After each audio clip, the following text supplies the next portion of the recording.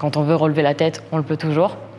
Si moi je l'ai fait, n'importe qui peut le faire. Alors salut à tous, moi c'est Julie, plus connue sous le pseudo 12 février sur les réseaux sociaux. J'ai 22 ans, j'ai créé le hashtag Phoenix Army, donc qui représente ma communauté, qui représente le fait de s'accepter, le fait de relever la tête et le fait de combattre tout simplement, le fait d'y arriver. Mon histoire commence en fait le 12 février 2013, c'était le carnaval organisé par mon lycée. Avec ma meilleure amie, on avait décidé de faire un costume de mouton, donc sur du jean, on avait collé du scotch double face, des boules de coton. À la fin de cette journée, en fumant une cigarette, tout simplement, tout bêtement, mon costume a pris feu. Une femme m'a secouru, les pompiers sont arrivés. J'ai été plongée dans un coma artificiel de 3 mois.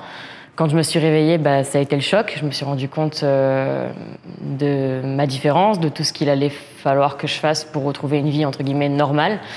J'étais chauve, j'étais maigre, j'avais plus de cheveux, il fallait que je réapprenne à boire, à manger, à parler. J'ai été redevenue en fait un enfant à l'âge de 16 ans. Et je suis restée en tout 5 mois à l'hôpital. Et je suis retournée au lycée tout naturellement après. Et je me suis battue pour ça.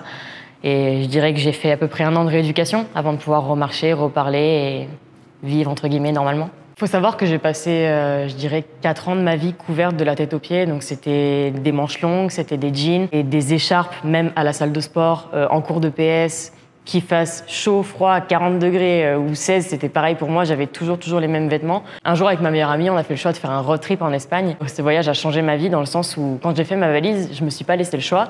Et je me suis dit, bon, ok, maintenant, ça suffit tes conneries. Tu pars en Espagne, il va faire 43 degrés en Andalousie.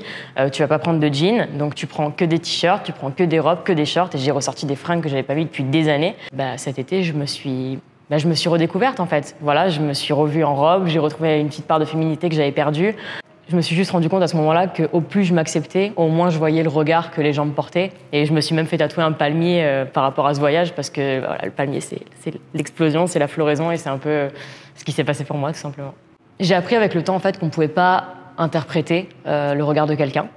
C'est super important d'expliquer ça parce qu'on a souvent l'impression que les gens nous regardent pour un jugement.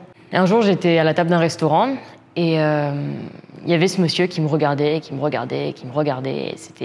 Ça a duré bien 1 demi-heure, mais c'était vraiment pesant.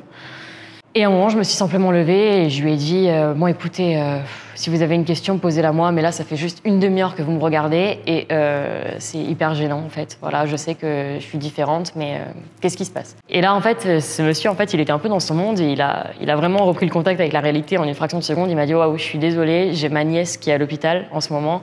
Elle a été brûlée et j'étais en train de vous regarder et je me suis juste demandé si elle allait devenir aussi jolie que vous avec ses cicatrices. » Et là, ok, je me suis dit, je me suis pris une claque. Et c'est là, en fait, que j'ai réalisé que peut-être je marchais dans la rue et peut-être on pouvait me regarder parce qu'on me trouvait jolie, peut-être qu'on pouvait me regarder parce qu'on aimait bien mes cheveux, ou bien mon style, ou peut-être pas du tout. On peut pas interpréter le regard de quelqu'un et le jour où j'ai compris ça, je me suis dit, en fait, le plus important, c'est le regard que toi, tu portes sur toi.